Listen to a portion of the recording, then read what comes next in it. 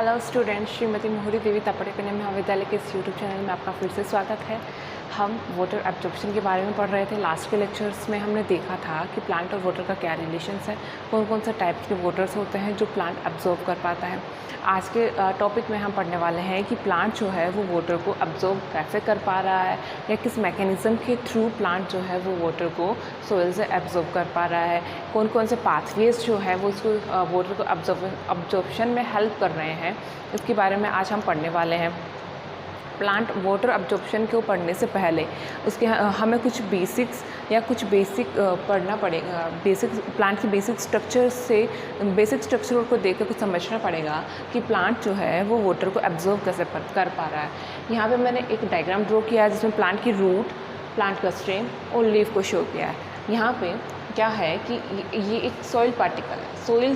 Soil में जो water present है, प्लांट उसको रूट हेयर्स के थ्रू एब्जॉर्ब करेगा।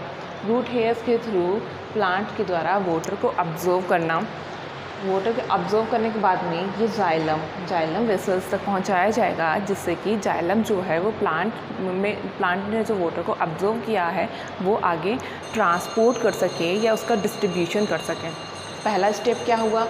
पानी को सॉइल से एब्जॉर्ब करना। पहला स्टेप हुआ ये कि वाटर को सॉइल से एब्जॉर्ब करना, इसे हम एब्जॉर्प्शन ऑफ वाटर कहते हैं। सेकंड स्टेप, पानी जाइलम तक तो पहुंचा। अब जाइलम से ग्रेविटेशनल फोर्स के अगेंस्ट प्लांट के अंदर वाटर ऊपर की तरफ कैसे मूव कर रहा है, इस प्रोसेस को कहेंगे ascent of sap. Ascent of sap के बारे में कल के लेक्चर में हम डिटेल में पढ़ने वाले हैं। आज के लेक्चर में हम पढ़ रहे हैं कि वाटर जो है प्लांट के द्वारा कैसे एब्जॉर्ब किया गया है, किस पाथवे के थ्रू प्लांट ने वाटर को एब्जॉर्ब किया है।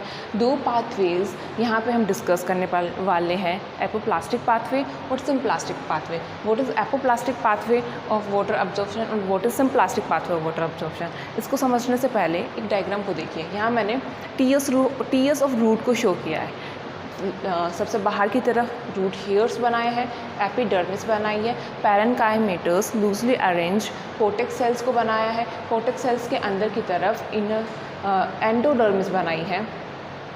एंडोडर्मिस में मैंने एक ब्लैक स्ट्रिप बनाई है। ये ब्लैक स्ट्रिप क्या है अभी मैं बताने वाली हूँ। एंडोडर्मिस के बाद में पेरिसाइकल, फ्लोएम, कैम्बियम और जाइलम को ड्रॉ किया है। क्या? Root hairs, epidermis, cortex, endodermis, pericycle, phloem, cambium and xylem. मैंने बोला कि मैंने एंडोडर्मिस पर एक ब्लैक कलर की स्ट्रिप जैसा कुछ बनाया है। ये स्ट्रिप क्या है? एंडोडर्मिस के ऊपर एक कैस्पेरियन स्ट्रिप पाई जाती है। कैस्पेरियन स्ट्रिप क्या है और किससे बनी हुई होती है? कैस्पेरियन स्ट्रिप जो है वो सुबेरिन की बनी होती है। किससे? लिग्निन या सुबेरिन से मिलकर बनी हुई होती है और ये वाटर के लिए इम्परमिएबल होती है। वाटर को आगे पास प्रोवाइड नहीं करती है कि वाटर जो है इस कैस्पेरियन स्ट्रिप को क्रॉस करके अंदर की तरफ जा सके। तो जब ये कैस्पेरियन स्ट्रिप यहाँ है तो वाटर तो अंदर जाना ही नहीं चाहिए, तो फिर वाटर अंदर जा कैसे पा रहा है? कुछ एंडोडर्मिस की कुछ सेल्स में, जैसे कि इस पर्टिकुलर सेल पे मैंने कैस्पेरियन स्ट्रिप ड्रॉ नहीं की है। क्यों ड्रॉ नहीं की है? क्योंकि कुछ एंडोडर्मिस की सेल्स ऐसे होती है जिनमें कैस्पेरियन स्ट्रिप प्रेजेंट नहीं होती। इन सेल्स को कहते हैं पैसिव सेल्स।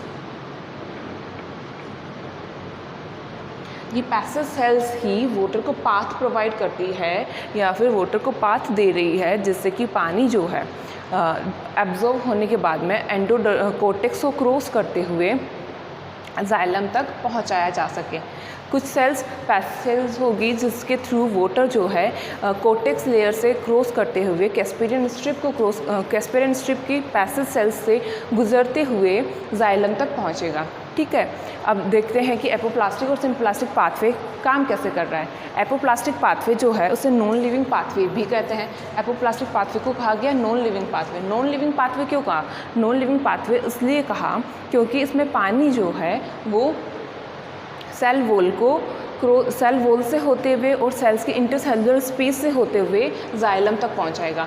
ये सेल्स के अंदर नहीं जाएगा, सेल्स के साइटोप्लाज्म में नहीं जाएगा, इसलिए इसको नॉन लिविंग पाथवे भी कहा गया। किससे? एपोप्लास्टिक पाथवे को।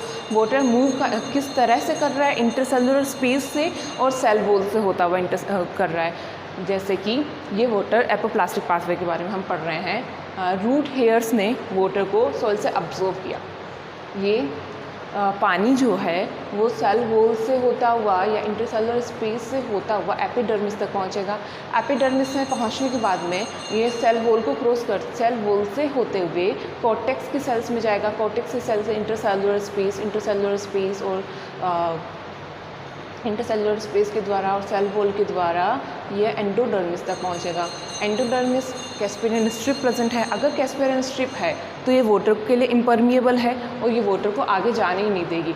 तो पानी जाएगा कहाँ से? पानी जाएगा कुछ पैसेज सेल्स के थ्रू।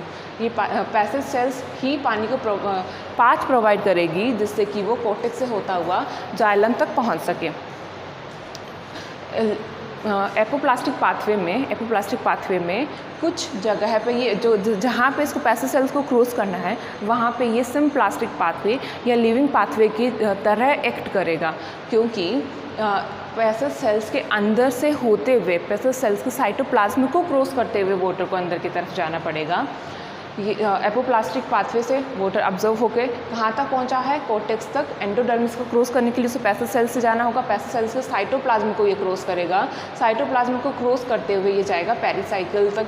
पेरिसाइकिल और के बाद में ये फिर से एपोप्लास्टिक पाथवे की तरह ही एक्ट करेगा और सेल वॉल और इंटरसेलुलर स्पेस से होता हुआ कैम्बियम को क्रॉस करता हुआ ये जाएगा जाइलम के पास में। जाइलम तक पहुंचने के बाद में जाइलम इसको फर्दर कहाँ और किस तरह से ट्रांसपोर्ट करना है वो अपना काम करेगा। एपोप्लास्टिक पाथवे में हमने पढ़ा नॉन लिविंग पाथवे है। वाटर का मूवमेंट कैसे हो रहा है? इंटरसेलुलर स्पेस के थ्रू हो रहा है और सेल वॉल से हो रहा है। लेकिन एंडोडर्मिस पे इसे एज ए सिम्प्लास्टिक पाथवे की तरह एक्ट करना पड़ता है और इसके द्वारा मैक्सिमम वाटर का मूवमेंट होता है। मैक्सिमम वाटर का मूवमेंट होता है। क्यों मैक्सिमम वाटर का मूवमेंट? इसलिए हो रहा है क्योंकि ये फास्ट प्रोसेस है। अभी हम पढ़ने वाले हैं what is symplastic pathway. Symplastic pathway क्या है और इसमें वाटर का मूवमेंट कैसे होता है। सिम्प्लास्टिक पाथवे को लिविंग पाथवे भी कहते हैं। सिम्प्लास्टिक पाथवे को लिविंग पाथवे भी कहा गया। क्यों कहा गया? क्योंकि ये सेल्स के साइटोप्लाज्म को क्रॉस करते हुए नेक्स्ट सेल के पास में पानी को पहुंचाएगा, इसलिए इनको लिविंग पाथवे कहा गया। वाटर का मूवमेंट कैसे होता है? वाटर का मूवमेंट जो है सेल के इनसाइड साइटोप्लाज्म को क्रॉस करते हुए अगले सेल तक जाएगा, उस सेल के साइटोप्लाज्म को क्रॉस करके अगले सेल तक जाएगा। और ये स्लो प्रोसेस है। स्लो प्रोसेस क्यों? भाई साइटोप्लाज्म में जाएगा तो वहाँ पे डिसॉल्व होएगा, फिर उन साइटोप्लाज्मिक कंटेंट्स को क्रॉस करते हुए वो नेक्स्ट सेल के साइटोप्लाज्म में जाएगा ना, इसलिए ये स्लो प्रोसेस है और मिनिमम वाटर का मूवमेंट इससे होता है। मिनिमम वाटर का मूवमेंट क्यों? स्लो प्रोसेस है, इस वजह से मिनिमम वाटर का मूवमेंट इसके द्वारा हो रहा है, क्योंकि प्लांट को वाटर की तो ज़रूरत है ही। प्लांट को वाटर जो चाहिए वो स्लो प्रोसेस से लेने की वजह वो फास्ट प्रोसेस से क्यों नहीं लेगा? इस वजह से एपोप्लास्टिक पाथवे में मैक्सिमम वाटर का ट्रांसपोर्ट होता है और सिम्प्लास्टिक पाथवे के द्वारा मिनिमम वाटर का मूवमेंट होता है। क्या क्या पढ़ लिया हमने?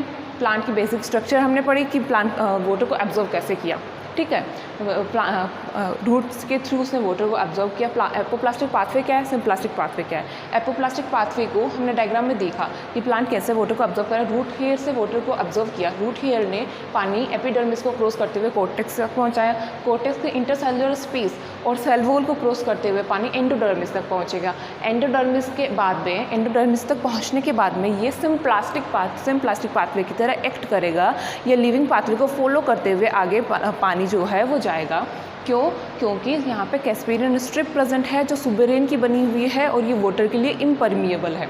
पैसेज एंडोडर्मिस की पैसेज सेल से होते हुए वाटर पेरिसाइकिल को क्रॉस करते हुए कैम्बियम तक जाएगा। कैम्बियम के बाद में जाइलम तक जाएगा। अभी सिम्प्लास्टिक पाथवे में वाटर का मूवमेंट कैसे हुआ? सिम्प्लास्टिक पाथवे में वाटर रूट हेयर ने वाटर को ऑब्जर्व किया। ऑब्जर्व करने के बाद में वाटर जो है सेल्स की इनसाइड सेल्स को मूवमेंट करते हुए ये जाएगा कॉर्टेक्स सेल्स तक। कॉर्टेक्स सेल्स के एक सेल के साइटोप्लाज्म में अंदर गया तो उस सेल्स के साइटोप्लाज्म को क्रॉस करते हुए सेकंड सेल में जाएगा। इसी तरह सेकंड सेल से थर्ड सेल में और कंप्लीट कॉर्टेक्स को क्रॉस करते हुए एंडोडर्मिस तक जाएगा। एंडोडर्मिस के बाद में पैसेज सेल से होते हुए पेरिसाइकिल को क्रॉस करते हुए कैम्बियम के बाद में जाइलम तक पहुँचेगा। पहुँचा कैसे? सेल्स के साइटोप्लाज्म को क्रॉस करते हुए वो एक सेल से दूसरे सेल के अंदर जा रहा है। इस वजह से ये स्लो प्रोसेस हुआ और सिम्प्लास्टिक पाथवे में वाटर का minimum movement of water, minimum transport of water symplastic pathway के द्वारा किया जाता है। आई होप आप लोगों को ये क्लास समझ में आई होगी। अगर इसमें कुछ प्रॉब्लम है या कुछ क्वेरी आपको है तो मुझसे शेयर कीजिएगा। Have a good day class, have a good day students.